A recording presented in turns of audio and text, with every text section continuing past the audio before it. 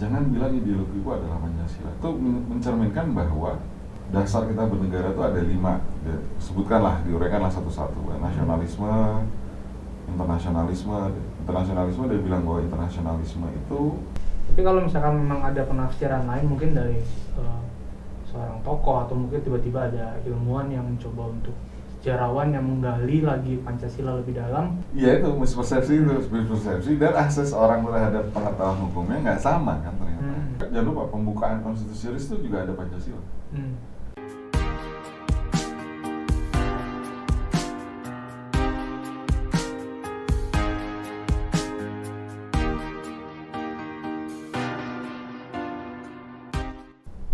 Wih, Mas, baru sadar gue.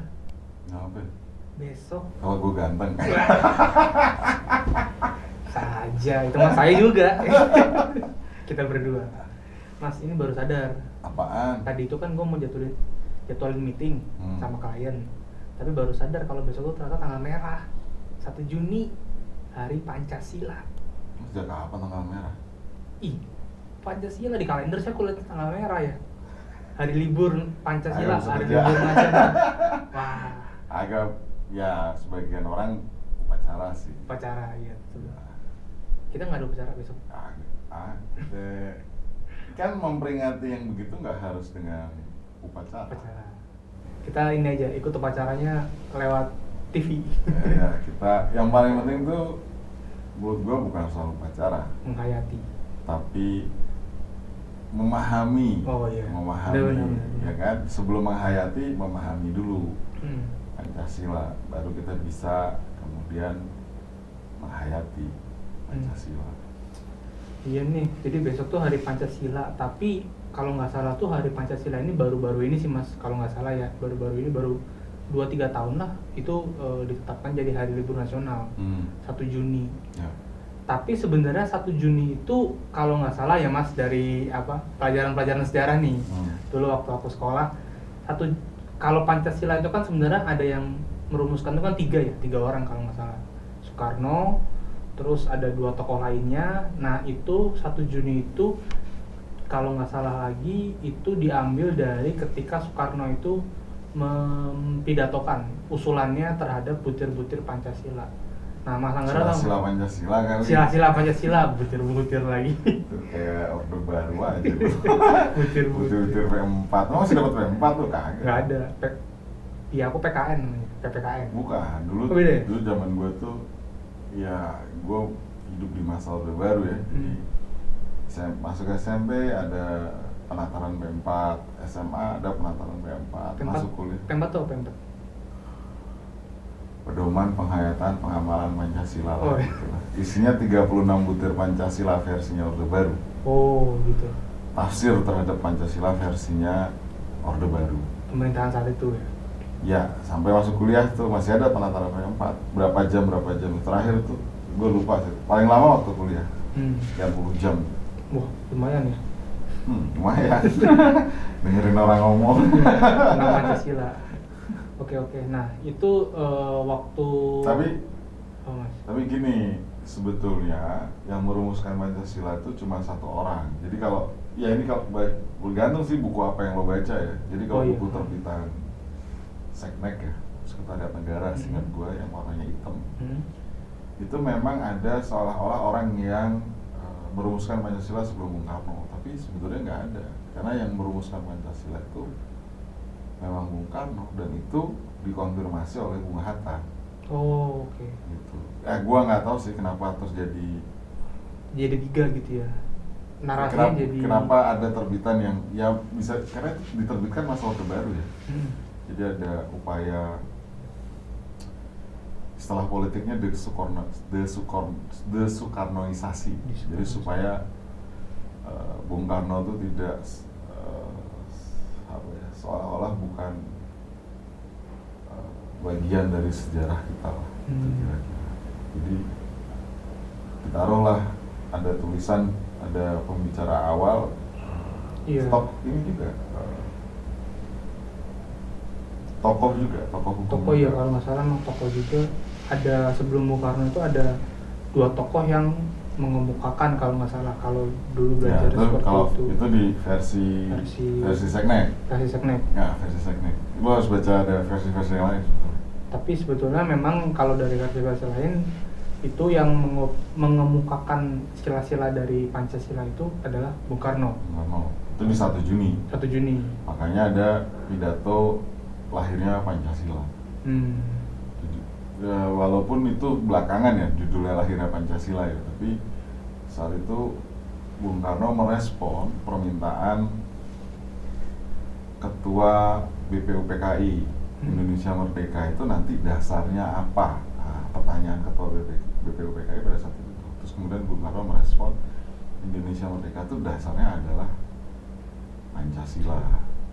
Masih panjang tuh sebetulnya, karena ada Pancasila agak beda ya urutannya, karena beliau tuh bilang nasionalisme, kemudian internasionalisme, terus kemudian mufakat, terus kemudian keadilan, baru terakhir ketuhanan. Tapi ya itu dianggap sebagai secara historis itu lahirnya Pancasila. Makanya 1 Juni besok itu diperingati sebagai hari lahir Pancasila. Atau hari apa? Gue juga nggak ngerti ya, karena kalau di kalender tulisannya hari kelahiran Pancasila. Tapi kalau menurut Bung Karno sebetulnya dia tidak melahirkan Pancasila, dia menggali Pancasila. Jadi jadi ibaratnya dia menggali itu Pancasila itu sudah dari dulu ada, jadi tidak perlu ada hari kelahiran Pancasila. Kalau lihat tulisan, gue lagi mempelajari tulisan Bung Karno kebetulan, membaca kembali lah ya. Jadi menurut Bung Karno itu Pancasila sudah ada sejak dulu. Dia hanya menggali kembali saripati dari masyarakat Indonesia, itulah yang dinamakan Pancasila. Jadi sebenarnya udah ada gitu ya. Ya menurut gua agak nggak tepat juga sih dibilang hari lahir Pancasila, tetapi bahwa pidato 1 Juni itu punya pengaruh terhadap kehidupan kenegaraan di masa depan ya betul. Oke. Nah, kalau tapi ya sudah lah, kita terima saja. Kita terima saja. Kita juga tidak hidup di zaman itu, barangkali mungkin ada hal-hal yang lain yang kita tidak tahu gitu. Ya walaupun lu bisa pelajari sejarah. Iya, kita harus belajar. Kan katanya kalau Bung Karno juga jas merah ya, jangan sekali-kali merupakan sejarah. Nah, kalau misalkan ngomongin Pancasila ini Mas, banyak banyak narasi di masyarakat ngomong kalau Pancasila itu adalah sumber dari segala hukum di Indonesia. Sumber dari segala sumber hukum itu mah di fakultas hukum tuh diajarin mana. Sumber dari segala sumber hukum. Jadi hukum di Indonesia ini sumbernya adalah Pancasila. Nah, itu sedangkan Pancasila sendiri hanya terdiri dari 5 sila. Itu menurut Mas Anggara gimana? Apakah mungkin pendapat itu betul atau mungkin memang ada yang kurang tepat, atau mungkin bagaimana Mas menurut kalau Mas Anggara sendiri? Ya banyak ya, misalnya jadi gini, bagaimana mendudukkan Pancasila dalam sistem ketatanegaraan kita, sebetulnya itu paling penting ya. Kalau jadi gini, Bung Karno sendiri pernah bilang Pancasila itu bukan ideologi, karena ideologi itu ya kita kenal banyak ideologi ya, ada nasionalis, ada liberal, ada marxis, ada macam-macam ya, ada banyak ideologi. Dia bilang Pancasila itu dia nggak bilang Pancasila itu bukan ideologi, tapi dia bilang jangan bilang ideologiku adalah Pancasila. Dalam salah satu kuliah umum tentang Pancasila di UGM kalau nggak salah, atau di istana lah, atau di Gedung Agung, gue lupa tepatnya di mana, tapi itu dia lagi kuliah umum soal Pancasila, dia menjelaskan soal Pancasila. Dia bilang bahwa jangan bilang ideologiku adalah Pancasila. Itu mencerminkan bahwa sebetulnya menurut Bung Karno, karena dia yang menggali Pancasila ya, Pancasila itu bukan ideologi, tapi dasar kita semua sebagai masyarakat Indonesia untuk mendirikan bangunan kenegaraan, kira-kira gitulah. Dan dari sisi politik memang agak unik kalau itu dibilang ideologi, karena kan ideologi itu kan biasanya spektrumnya kiri dan kanan ya. Betul. paling jauh ditarik ke tengah lah, makanya ada kiri terus kemudian ada kiri tengah atau kanan ada kanan tengah atau ada yang di tengah-tengah. Nah, Pancasila ini kalau lihat diskursus yang berkembang gitu bisa ditarik dari kiri ke kanan, maksudnya dari ekstrim satu titik gitu ke titik yang berbeda. Dan itu yang membuat kalau gue sendiri menganggap bahwa Pancasila itu lebih pada sebagai dasar kita bernegara. Dalam konteks hukum mungkin lebih mirip charter kali, piagam. Oh, piagam. Piagam kita bernegara itu ya Pancasila. Gitu.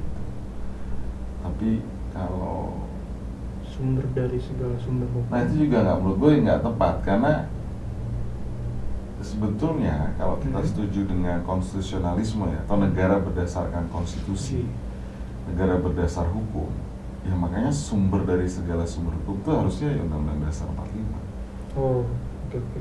Harusnya, karena kan nggak, kalau kita ngomong hukum kan nggak mungkin lu bertentangan nih, perbuatan lu bertentangan dengan Pancasila, kan nggak begitu. Tapi lu bertentangan dengan hukum perda manakah, undang-undang manakah, atau perbuatan pemerintah bertentangan dengan Undang-Undang Dasar. Nggak mungkin langsung Pancasila. Apa diujinya kepada Undang-Undang Dasar paling atas gitu ya? Paling atas.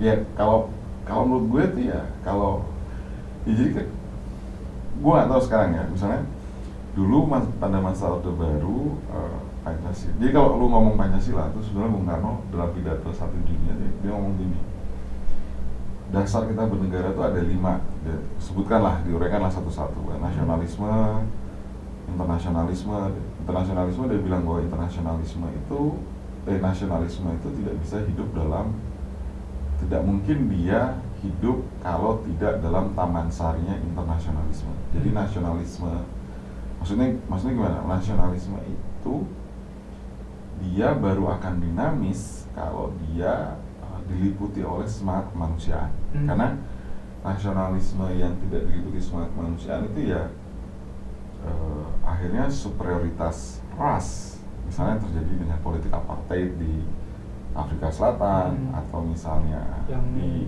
Jerman ya, Jerman atau Israel misalnya, di mana orang-orang Arab jadi warga negara kelas 2 di Israel. Atau dalam beberapa derajat kadang-kadang kita juga mempraktekkan hal yang seperti itu. Nah, ya misalnya salah satu ras di Indonesia lah ya merasa dirinya jauh lebih unggul daripada ras-ras misalnya selain yang ada di Indonesia. Nah, Bung Karno bilang begitu. Nah, terus dia bilang kalau menurut Anda, ini bahasanya aja ya, persisnya sih kita harus baca, tapi Bung Karno bilang kalau Anda nggak suka yang 5 sila ini, kita bisa dengan 3 sila. Dia bilang sosio-nasionalisme, sosio-demokrasi, dan ketuhanan. Kalau lo nggak suka 3 ini, kita dengan gotong royong, dia bilang. Jadi sebetulnya ada alternatif dulu waktu itu. Bukan, jadi Bung Karno bilang bahwa ya semua itu bisa kita atasi kalau kita gotong royong. Kira-kira kalau sekarang bahasa sekarang kolaborasi lah. Ya kita bisa beda lah. Kita bisa berbeda. Kita berbeda tapi berkolaborasi. Berkolaborasi itu kira-kira. Kalau bahasa sekarang kan kolaborasi. Kalau bahasa zaman dulu tuh gotong royong. Bantu, bahu membahu mencapai tujuan yang sama kan. Tujuan negara ada 4 ya, menciptakan perdamaian dunia dan segala. Nah itu hanya bisa diatasi kalau kita bahu-membahu, atau kita bisa mencapai tujuan bernegara itu kalau kita bergotong royong, atau kalau bahasa generasi lo nih kolaborasi gitu. Tapi karena itu menurut gue tuh sebenarnya lebih ke piagam. Charter. Tafsirnya kalau dulu zaman Orde Baru ada 36 butir Pancasila. Jadi tiap sila tuh ada butir-butirnya gitu. Lo harus hafal poin-poinnya ya. Iya. Lo harus hafal tuh. Ketuhanan Yang Maha Esa, poinnya apa aja ya gitu. Kemanusiaan dari Orde Baru poinnya apa aja, segala macam. Ya, tapi menurut gue tafsir resmi dari Pancasila ya Undang-Undang Dasar 45. That's it. Okay. Jadi kalau mau tahu apa penafsiran dari Pancasila, apa tafsir dari ketuhanan Yang Maha Esa, ya lihat Undang-Undang Dasar kita. Yang paling tepat itu di Undang-Undang Dasar 45. Iya, ya sebagai orang hukum. Sekarang belum. Iya, karena Sekarang. harus mengacu pada aturan Aturan hukum. kan, nah, Betul. penafsiran dari sila pertama, penafsiran dari sila kedua, penafsiran dari sila ketiga, penafsiran dari sila keempat, dan penafsiran dari sila kelima itu ada di Undang-Undang Dasar 45 semua. Sampai kemudian ya walaupun Undang-Undang Dasarnya berubah, itulah tafsir resmi dari Pancasila sesuai kondisi pada saat itu. Jadi misalnya kan Undang-Undang Dasar kita berubah beberapa kali. Jadi di awal kita menggunakan Undang-Undang Dasar 45 versi original. Terus ada undang-undang. Nah belum. Terus ada maklumat nomor X Wakil Presiden. Maklumat Wakil Presiden nomor X kan melakukan perubahan terhadap Undang-Undang Dasar ya, walaupun secara konvensi. Gitu. Tapi itu diterima sebagai perubahan ketatanegaraan. Kemudian ada Konstitusi RIS. Iya, betul. Ya itu tafsir dari Pancasila. Jadi tafsir sila ketiga itu ya federasi pada saat itu. Persatuan Indonesia sebagai sebuah federasi. Federasi, ya. Kemudian Undang-Undang Dasar Sementara 1950 ya itu tafsir dari Pancasila. Sampai sekarang ya dengan Undang-Undang Dasar 45 dan 4 amandemennya, ya itu tafsir resmi dari Pancasila. Jadi sebetulnya nggak perlu lagi ada penafsiran lain gitu daripada Undang-Undang Dasar. Tapi kalau misalkan memang ada penafsiran lain mungkin dari seorang tokoh atau mungkin tiba-tiba ada ilmuwan yang mencoba untuk sejarawan yang menggali lagi Pancasila lebih dalam terus menafsirkan, apakah itu salah atau benar mas kira-kira mas? Ya mungkin dari sisi ilmu nggak ada yang salah, tapi menurut gue dari sisi hukum penafsiran resmi dari Pancasila ya Undang-Undang Dasar. Undang-Undang Dasar. Sisi ilmu misalnya dari sisi ilmu ekonomi ya kan banyak ya, ada keadilan istilah sosial, ekonomi misalnya. kerakyatan apalah segala macam. Ya itu dari sisi ilmu yang lain gitu ya. Tapi dari sisi menurut gue dari sisi ilmu hukum ya tafsir resmi Pancasila itu ya Undang-Undang Dasar. Jadi kalau kita mau tadi gue bilang apa tadi? Memahami Pancasila ya pahami Undang-Undang Dasar 45. Kalau kita mau mengamalkan ya amalkan Undang-Undang Dasar 45 itu sebetulnya. Jadi ada garis ya kan, misalnya presiden tidak boleh dipilih 3 kali gitu kan. Itu kan garis ya, tafsir dari sila keempat gitu. Tafsir resmi dari sila keempat gitu, dan mungkin juga sekaligus tafsir resmi dari sila kelima dan kedua, karena ngomong kemanusiaan kan nggak mungkin orang yang udah tua terus menerus bekerja memerintah kan, yang ada nanti kekacauan gitu ya. Jadi ya gue terus terang nggak tahu ya sejak kapan gue rasa Pancasila berubah jadi ada ideologi itu sejak Orde Baru mungkin ya, karena kalau sejak Orde Lama tuh partai-partai politik itu kan ideologi macam-macam kan. Betul. Ada yang kiri kanan, ada yang mungkin tengah-tengah ya, ada aja. yang kiri banget, ada yang kiri tengah, iya. ada kiri sepertiga ke tengah gitu kan, macam-macam kan. Betul, macam-macam. Nah sekarang tuh kan gue kadang-kadang heran gitu ya, ideologi organisasi berazaskan Pancasila, seolah-olah kalau bukan Pancasila nggak boleh gitu. Padahal ya menurut gue ideologi itu, Pancasila tuh bukan mengatasi ideologi ya, tapi kayak dalam pandangan gue tuh bridge antar belief system dan antar belief system tuh bisa macam-macam, bisa agama, bisa gitu. Jadi kalau lo mau lihat tafsir resmi dari Pancasila ya lihatlah Undang-Undang Dasar kita. Berarti kalau misalkan kita udah melihat tafsir resmi di Undang-Undang Dasar dan kita memahami atau mengimplementasikan itulah istilahnya dalam kehidupan sehari-hari, berarti seharusnya masyarakat aman ya mas ya, damai-damai aja ya, nggak ada gesekan mungkin ada yang merasa lebih benar atau ada merasa lebih superior dari satu sama yang lain. Ya, seharusnya itu, idealnya seperti itu. Ya, tapi itu kan PR lain ya. PR lain ya. Jadi kalau kan setiap warga negara berhak untuk mendapatkan pendidikan, kan itu ya kata Undang-Undang Dasar 45. Itulah tafsir dari mungkin sila kedua, sila kelima, dan sila sosial, dan juga mungkin sila-sila yang lain. Tapi apakah setiap warga negara sudah mendapatkan akses yang sama terhadap pendidikan? Kan belum tentu. Sama kayak, jadi yang bukan soal dia dikasih pendidikan, tapi akses terhadap pendidikannya mampu nggak? Kayak pandemi itu kan mengajarkan kita bahwa ada ketimpangan sebetulnya antara kota dan desa. Orang kota mungkin ya sebagian dari orang kota bisa mengakses internet dengan baik gitu. Baik, tapi sebagian lagi boro-boro akses internet, orang laptop aja nggak punya gitu kan. Ngutang pada cari pinjaman beli laptop gitu. Itu kan mengajarkan kita bahwa ternyata akses, walaupun ada hak, tapi yang paling penting itu sebetulnya bukan konsep hak, itu kan konsep akses. Jadi kalau lu ngomongin hak atas pendidikan itu sebenarnya akses semua orang Indonesia terhadap pendidikan itu sama kan? Kita justru nggak sama. Pandemi itu mengajarkan bahwa ternyata akses terhadap pendidikan itu nggak sama. Walaupun di sisi lain internet itu mendemokratisasi banyak hal, karena dia bisa membuat jarak menjadi mungkin kurang relevan gitu ya. Terus kemudian biayanya bisa mungkin lebih affordable untuk sebagian orang, tapi sebagian orang yang lain belum affordable. Benar. Kadang affordable. Justru kayak beli paket internet, mungkin beli kuota belajar gitu, itu juga di desa-desa masih agak sulit gitu ya. Atau ngomong semua orang sama di depan hukum, kan bercandaannya setelah semua orang sama di depan hukum, tapi masalahnya semua orang tidak sama di depan penegak hukum kan.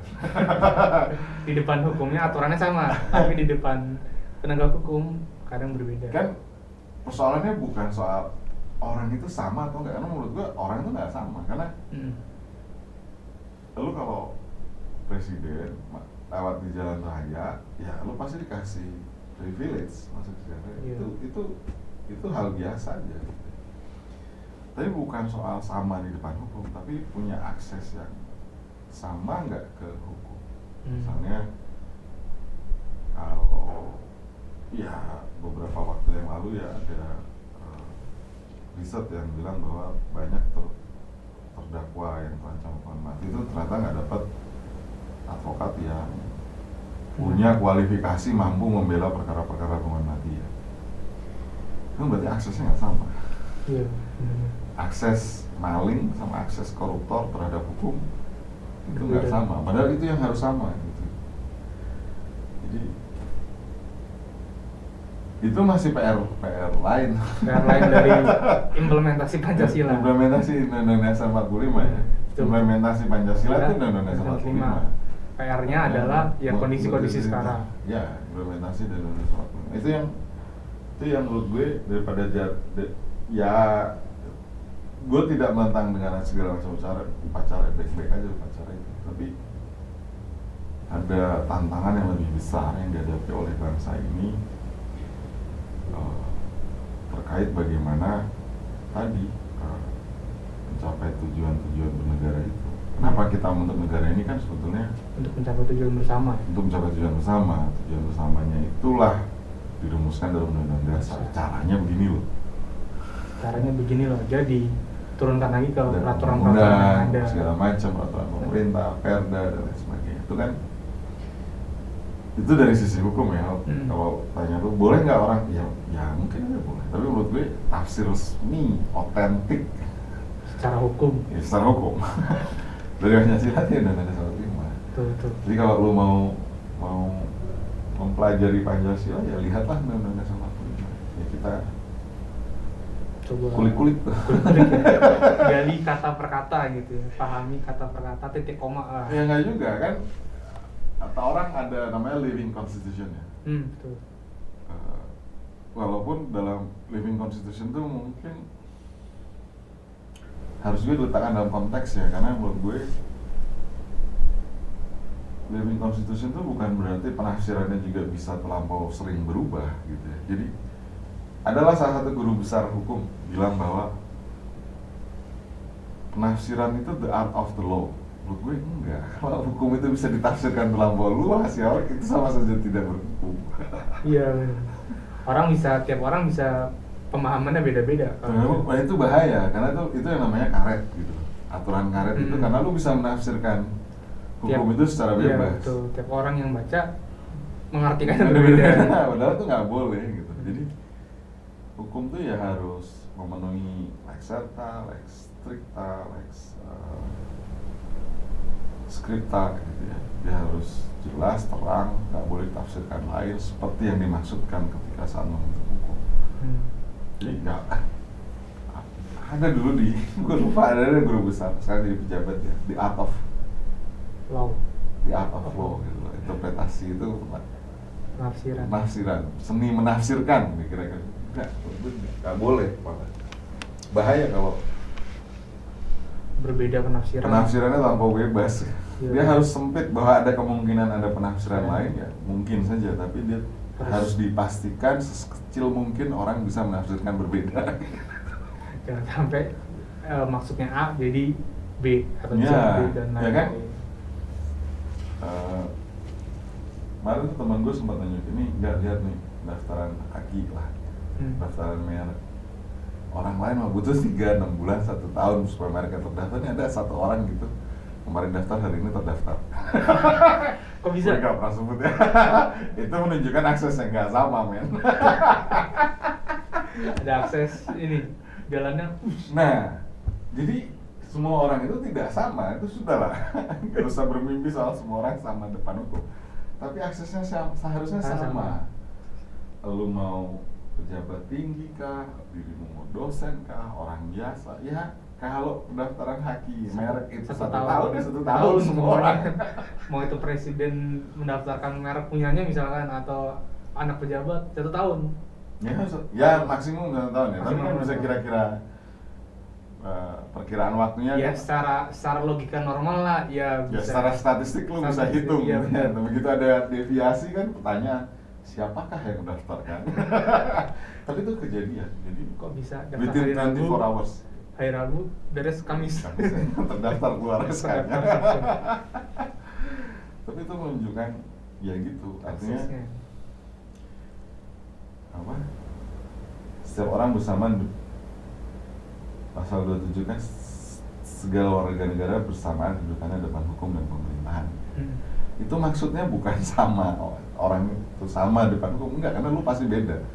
Tapi aksesnya harus sama. Kalau dia bisa dapat 24 jam, kenapa gua harus 1 tahun? Bener. Antara kita yang disamakan atau dia yang disamakan.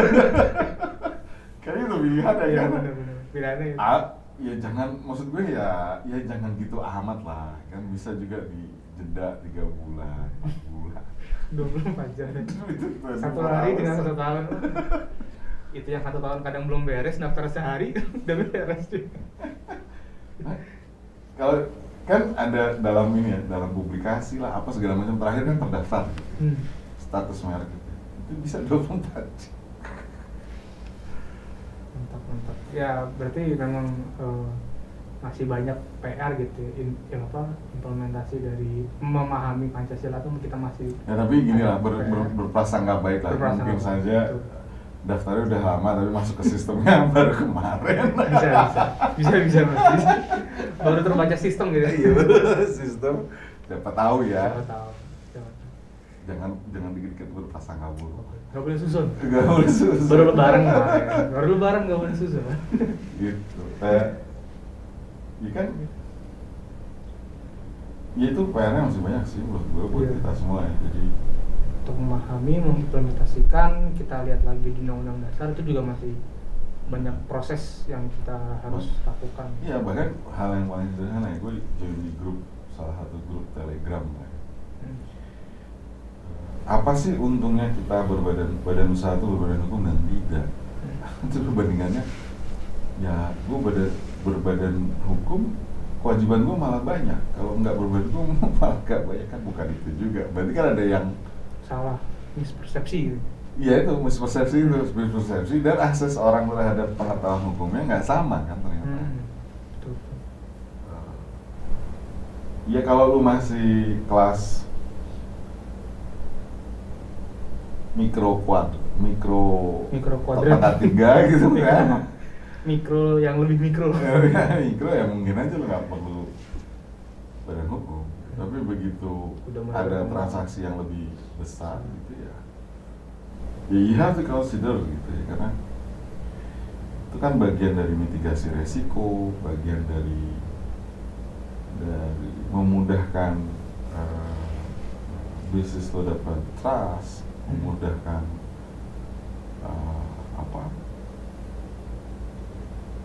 pendanaan misalnya. Betul. Dipercaya juga sama orang. Ya, dan bukan berarti kalau lu nggak berbadan usaha gitu, lu boleh membayar gaji buruh seenak-enaknya juga. Enggak juga kan. Tetap aja lu harus bayar sesuai aturan. Iya, nah, yang gitu-gitu maksud gue. Itu kan pengertian yang keliru yang sayangnya gitu di grup itu banyak orang akhirnya terpengaruh gitu. Gue sendiri bukan orang yang senang berdiskusi di nyampaikan diskusi kusir gitu ya. Diskusi di grup Telegram atau di grup WhatsApp tuh buat gue enggak lah, gue debat kusir atau apa gitu. Ya kan kita nggak tahu lawan bicara kita itu siapa gitu. In what capacity dia bicara seperti itu. Kalau hanya berdasarkan pengalaman pribadi, ya yang lain juga banyak pengalaman yang lebih baik. Tapi memang yang orang sering pemerintah, buat gue yang sering dilupakan adalah kalau mau membubarkan badan usaha atau badan hukum itu jauh lebih susah daripada membuatnya. Iya benar. Jauh lebih susah daripada membuatnya. Nah itu yang informasi itu yang kurang tersampaikan. Membuat badan hukum itu cepat kan, maksudnya hitungannya mungkin hari kali ya.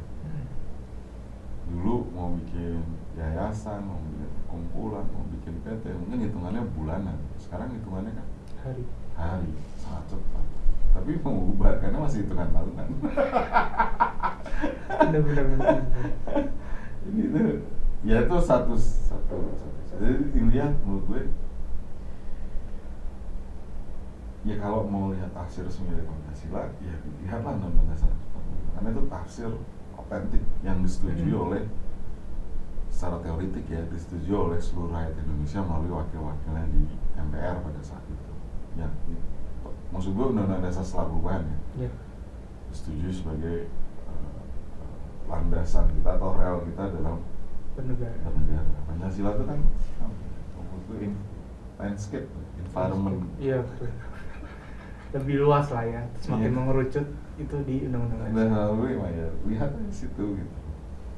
Jadi ngomong Tuhanan, ngomong kemanusiaan, ngomong persatuan, kerakyatan, keadilan itu semua. Ya, dan itu bukan tafsirnya kemudian jadi kaku, karena ada juga sempat kita pindah sistem federal. Karena jangan lupa pembukaan konstitusionalis itu juga ada Pancasila. Bukan konstitusionalis itu ada Pancasila. Belum pernah baca sih, tapi ntar ada pembukaan konstitusionalis itu ada Pancasilanya. Pembukaan Undang-Undang Dasar sementara 1950 itu juga ada Pancasilanya. Jadi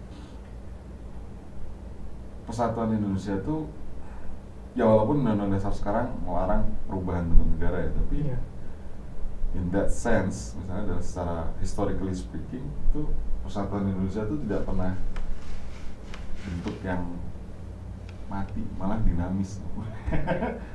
Karena zaman dulu sempat ada perubahan kan negara. Ya gue nggak tahu ya, ke beberapa orang bilang itu bikinan Belanda, walaupun kalau gue baca dari versi-versi lain ada juga keinginan masyarakat di lokal itu untuk mendapatkan pemerintahan otonomi. Pemerintahan sendiri yang lebih baik dalam bentuk negara federal. Dan itu juga tafsir dari persatuan Indonesia berdasarkan. Jadi bukan drama. Menurut gue setelah belajar sekian tahun bukan baru baca artikel barusan. Enggak lah kan kita harus ini ya, banyak membaca. Ya, dan kalau lo mau baca soal Pancasila itu menurut gue bacalah tulisan Bung Karno ya, terutama tulisan awal ya, tulisan Bung Karno ini kan kenapa jadi Pancasila tuh menurut gue juga salah satu sifatnya Bung Karno yang senang dengan hal-hal yang general gitu. Tapi dia sangat gandrung sama yang namanya persatuan, sehingga tema-tema persatuan, tema gotong royong, selalu ada kolaborasi itu setiap pidatonya dia tuh selalu disampaikan. Yang itu yang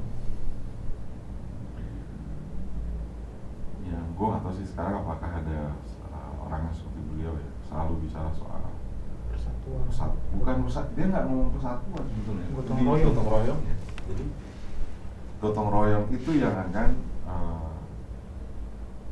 menyirami, menjadi pupuk bagi persatuan masyarakat Indonesia. Persatuan ya, jadi bukan, kalau kata Bung Hatta, kita harusnya persatuan bukan persatean. Itu beda kan? Jadi sambal tuh enak kalau rasanya macam-macam gitu. Jadi bukan satu rasa. Gitu ya. Soto tuh kan namanya aja soto, tapi kan banyak jenisnya, banyak ya. Dan rasanya beda-beda. Justru itu yang bikin enak gitu. Justru itu yang hidup, itu yang bikin dinamis. Hidup itu lebih menyenangkan, berwarna. Hujan kali berwarna, enggak ada ya hujan berwarna ya? Ada berwarna. Ya gitu deh, jadi kalau ya jangan, jadi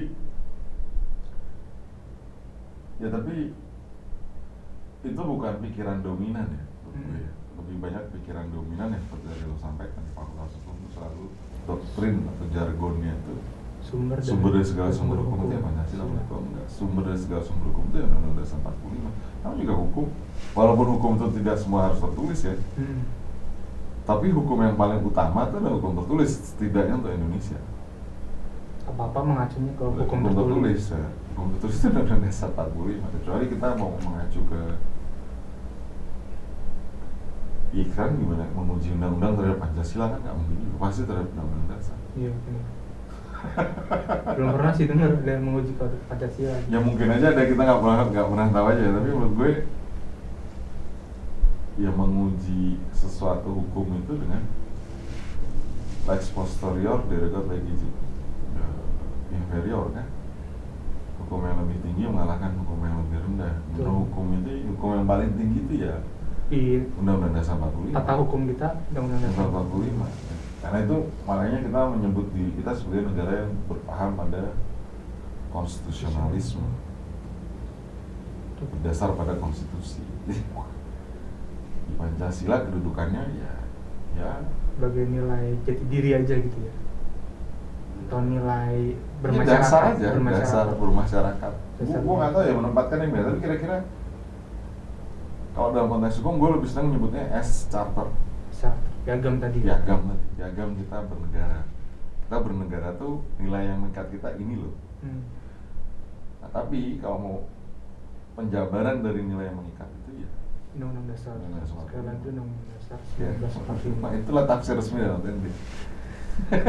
Oke deh. Gitu. Jadi lo mau pacaran besok? Pacaran deh, coba di ini alun-alun kota. Kan biasa ada tuh ikut apa namanya? Ada ya? Bukan yang masih pandemi, udah enggak ya? Udah enggak sih kayaknya. Kemarin soalnya waktu 17-an tahun lalu itu. Tahun ini kali. Kan belum Agustus tahun ini. Oh iya. Tahun 2021 udah ada Mas. Jadi di alun-alun kota, kan tinggalnya di Tangerang kan. Itu tuh ada beberapa PNS, pejabat PNS yang upacara. Nah itu banyak juga tuh di belakang itu masyarakat ikutan sambil nonton, sambil ya nyanyi juga, hormat juga, upacara juga, ikutin dengar wali kota pidato gitu lah. Ya bagus lah. Besok deh coba deh kalau misalkan bangun pagi langsung siap-siap. Kalau gue ya makanya upacara hal yang baik, tapi menurut gue ada hal yang lebih penting, bagaimana dipikirkan dan bagaimana menjawab tantangan-tantangan yang menurut gue masih sangat banyak gitu. Ya gitulah. Tapi kalau lo mau bacalah tulisan-tulisan Bung Karno. Tadi ada Lahirnya Pancasila, terus ada Kuliah Umum Pancasila. Kalau mau baca ya, menurut gue keren banget. Yang disampaikan Soekarno gitu ya. Kalau mau baca, sebenarnya kalau mau mempelajari ya, yang menurut gue itu keren banget. Hmm. Siap, terus langsung dipelajari abis ini. Mantap.